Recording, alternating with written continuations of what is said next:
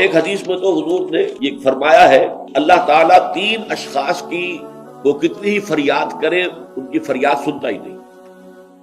ایک ایسا شخص جو اپنی بیوی کے ہاتھوں نالا ہے، وہ کچ خلق ہے یا جو بھی ہے اس کے اندر، یہ سب ہے، روتا رہتا ہے، اس کی شکایت طلاق نہیں دیتا، تو اللہ اس کی بات نہیں سنے گا۔ جب میں نے تمہارے لیے دروازہ کھولا ہوا ہے کیوں نہیں اسے اختیار کرتے؟ اللہ تعالیٰ جو ہے اس کے لیے بھی ہو سکتا ہے بہتر شکل پیدا کر دے، تمہارے بعد اللہ اسے کوئی بہتر شوہر جو اس کے ساتھ موافقت رکھنے والا ہوا اللہ اسے عطا کر دے، تمہیں بھی عطا کر دے۔ اسی طریقے سے ایک شخص ہے جو قرض دیتا ہے، نہ تحریر لیتا ہے نہ جو ہے اس کے اوپر گواہی کرتا ہے، بعد میں روتا ہے۔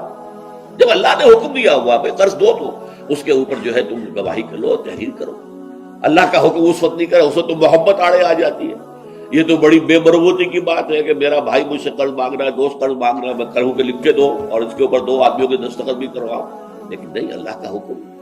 اب اگر تم نے وہ حکم نہیں مانا اب مت رو، اللہ تعالیٰ تمہاری جو ہے وہ جو بھی تمہاری فریاد نہیں سنے گا۔ یہ میں روایت آپ کو سنا دیتا ہوں۔ وقد روى شعبة عن فراس من الشعبي عن ابی بردہ عن ابی موسیٰ قال 3 يدعون الله فلا يستجيب لهم۔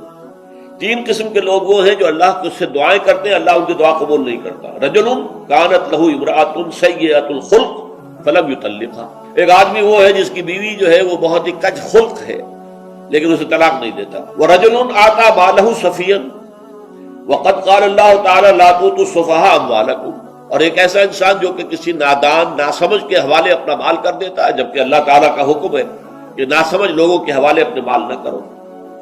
وَرَجُلٌ لَهُ عَلَى رَجُلٍ دَيْنٌ، اور وہ شخص کہ جس کا کوئی قرض کسی کے ذمے ہے، وَلَمْ يَشْهَدْ عَلَيْهِ بِهِ، اس کے اوپر اس نے گواہی نہیں کروائی تھی، اور روتا ہے تو روئے، اللہ تعالیٰ اس کی دعا نہیں سنتا۔